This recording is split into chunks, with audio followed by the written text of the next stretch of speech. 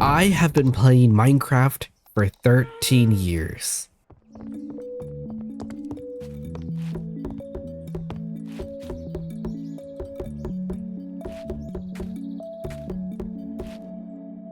I remember playing Minecraft before school started, then watching my friends play at school and getting jealous because my mom wouldn't let me do the same. Then I remember playing Minecraft when I got home, all the way before bedtime. However, that was over a decade ago, and now I'm ready to be a better builder. Talent is a pursued interest. In other words, anything that you're willing to practice, you can do.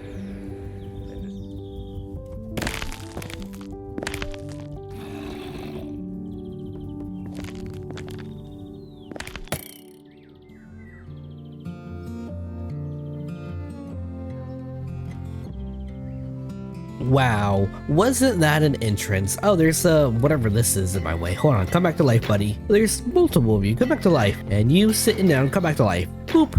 Welcome alive. Anyways, welcome back to NonSMP Season 2, Episode number 7. In NonSMP, where it is just me and my 3 amigos named Steve, Ming, and I don't know your name. What's your name gonna be? If you guys have a name for my copper golem, please let me know because I don't know what his name is and he definitely needs a name. Anyways, in the last 2 episodes, we have been working on my mega base. We have built a garden thing, and then we built a working, fully functional cuckoo clock. And in today's episode, we are going to be working on a fishing dock village. And it's going to be super detailed, and it's going to be super cool. Now, this fishing village is going to be different from the rest of the builds I've done this season. This season, I'm just building what I've wanted to build without any story or without any purpose. I just think they look good and I wanted to add them. A great example of just building whatever I wanted is my cuckoo clock itself. I just built that randomly on a whim and I had a lot of fun doing it, but I want to do something different. I want to build randomly, but I want it to be like a painting. When we paint in the real world, we have an idea and we just paint it, but we don't complete it on our first try. We add characters, we add mistakes, and we give it a story. And that's what I want to do today. I want our fishing village to be built in a way that resembles a painting. I want it to have trees, foliage, I want it to have people. I want to give this fishing dock village personality because this fishing village is going to be the home to my items. It's going to be where I spend the most time collecting resources to build more buildings to eventually one day finish off this mega base. And if we're going to have to spend a lot of time somewhere, why not make it look pretty in the process? If you've been following me for a while, then you know I have a particular build style. You can tell by just looking at my mega base so far. It's big, it's undetailed, it's empty. It doesn't have a personality, it's just a giant cuckoo clock. And I don't want my fishing dock to be like that. So that's why in today's video, we're gonna go on a journey to learn how to paint in Minecraft. Now, as I always say, I've totally said this in the past, it's hard to teach an old dog new tricks. And I've been playing Minecraft for a very long time, and I consider myself a very old dog. So the way we're going to teach me how to do new tricks is we're going to come up with a game plan, and we're going to make some steps to join the new era of Minecraft building. The first step is by making some signs and placing them down. The game plan. Step 1.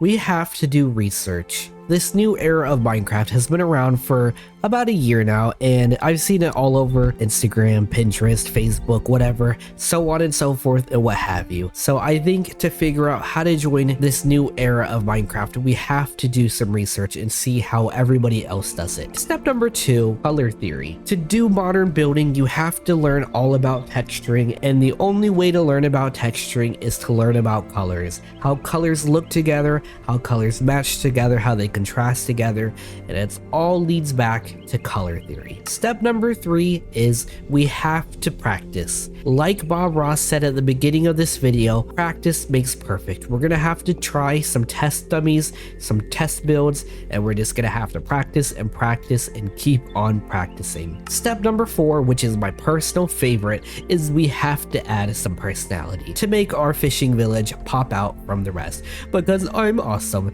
and I don't want things to look like everybody else's, and I want to add some personality personality. I want them to be big builds. I want them to be glowing. I want them to be colorful. And I don't want them to mix in with everybody else's build style. I want my own. So with these 4 steps in mind, I think our game plan will be perfect. So let's get started with step number 1. To do some researching, we need to use the most valuable tool in the world, the internet. More specifically, we're going to use Pinterest because that's what I use to get inspired the most. And for our fishing dock, we're going to only be using real world examples. If we only use Minecraft examples, I feel like in a way you start copying other people's builds in a certain way. So let's get started with our research.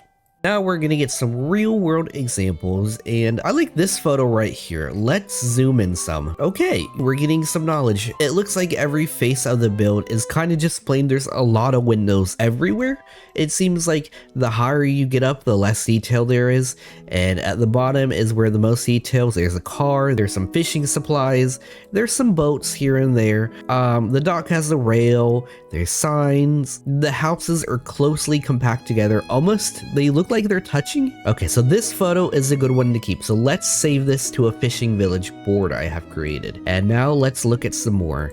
Here's this one.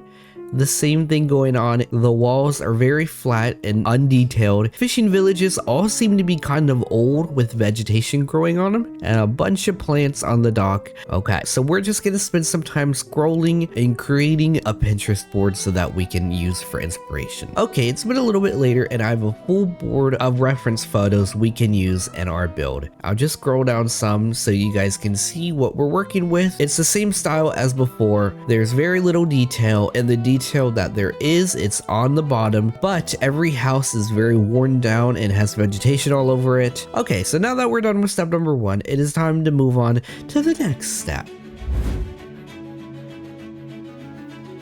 This is going to be our biggest tool and our biggest ally. This color field is going to give us a great concept of what color theory actually is. I say that because this color field really helps us visualize all the Minecraft blocks on a color line. As you can see, we have all the blocks here. All the blocks in Minecraft are on this color field. And if we use this color field in the appropriate way, we can get all of this. For step number 2, I have created this little area to help us learn about color theory. We're gonna start simple by looking at this wheel. If you do not know what this circle is, it is a simple color wheel. We start with our 3 primary colors: red, blue, and yellow. Our primary colors make up the foundation of building in Minecraft, I think.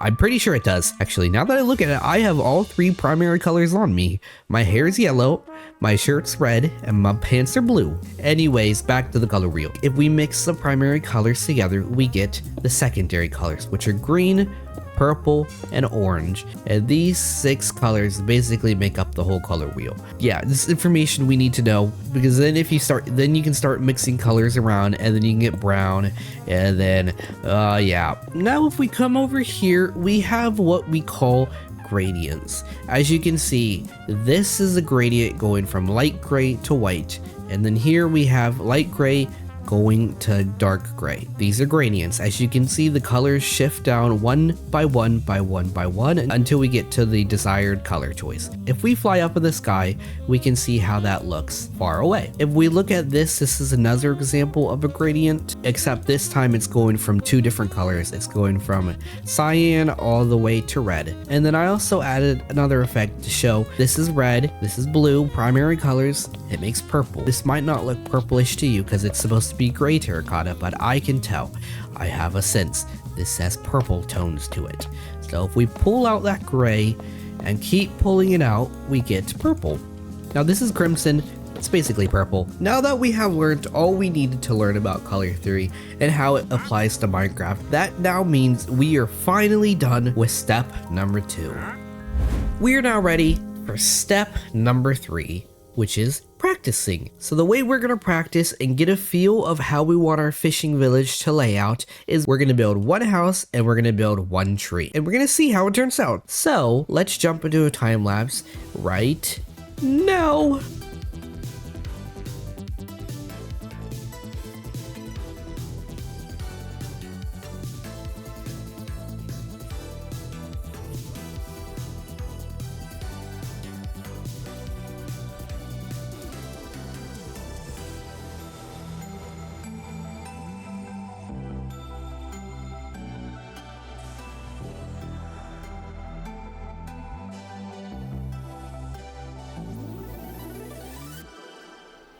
Wow. Just wow. Look at this tree and look at this house. Don't they just look beautiful? Look at the detail of the house, the history, the imperfections, the story this house gives by just looking at it. It's beautiful. It's wonderful. I love this house. I really didn't think I had this beauty in me, but to me, this looks like a painting, and I'm so proud of myself. This is a beautiful house, and I love it. And this tree, this very beautiful, nice Norwegian tree, I feel like this kind of looks lifelike. I cannot build trees in Minecraft, so me being able to build this is incredible for me. I love this. I love the lights and the darks of the builds. Oh, it's beautiful. I loved it. How the branches are leaning forward to get sunlight. Oh, this is a beautiful tree. We're definitely gonna have to add some of these in our village. And don't forget about this electricity pole. If we get a little bit closer, we can see the detail in even a simple build like this electricity pole. And just look how beautiful it is. So many details, so many textures, so many imperfections. I love it. And all three of these builds combined, they look incredible. And I'm so happy with this practice. This looks awesome. Now, this did take me a long time, like 4 hours to do this. It's worth it. And I'm so excited to start building. So let's get back to our survival world. I have no idea where my copper golems have went. Did they fall in the ocean? Are they over here? No. Are they down in that cave? I hope not. I don't know where they went, but hopefully we find them again. So you might be asking about step number 4, personality. Well, for that, it's gonna be while we're actually building the builds in survival, because I feel like that's the best way to add personality. So we're gonna do that in survival and give it the justice it deserves by giving it a lot of attention. So that'll complete all 4 steps, and now we can just get rid of each sign, collect them, and put them away. I originally wanted to do 6 or 7 buildings in this village, but that's gonna take a long time, and that's definitely more work than 1 episode. So we're just gonna cut it back down to 3 buildings. We're gonna have 1 there, 1 here, and 1 right here in front of us. And I think that'll be appropriate. And we definitely need to get started, because look how much junk I have. I have 1 chest monster starting here and 1 chest monster starting there. And once I collect all these resources we need for these 3 houses, we're definitely gonna have an even bigger chest monster, and stuff needs to be sorted ASAP. So I guess there's nothing else to do but get started. And I've decided to make this a little bit more interesting, to give a little bit lore and more personality to our build. Since this is technically step 4, I'm gonna tell you a story about how this village came to be. This story that you're about to hear is about a man who lived a very long time ago. He was a fisherman, but he was more than that. He was fantastical. He ventured the most beautifulest places in the world, but he also ventured forth into the deepest, darkest, scariest places imaginable. This fisherman was amazing. He met all types of different people and he traded with them, learned their ways. But one day, this fisherman was tired of that. He decided that he'd go on the most important journey of his life. But this journey was different. He got on his boat and set sail across the sea. And one day, he found some land. The fisherman thought it was the most beautiful land in the world. So he anchored his boat and got off. And on this land, he decided this is where he'd make his very own village. So this fisherman got off his boat and started creating his forever cabin. Block by block, he painted it. He decorated and made it his own. He planted a flag and created a dock, and he lived there. And that's the story of how Rupert the fisherman created the town that we're standing in a long time ago.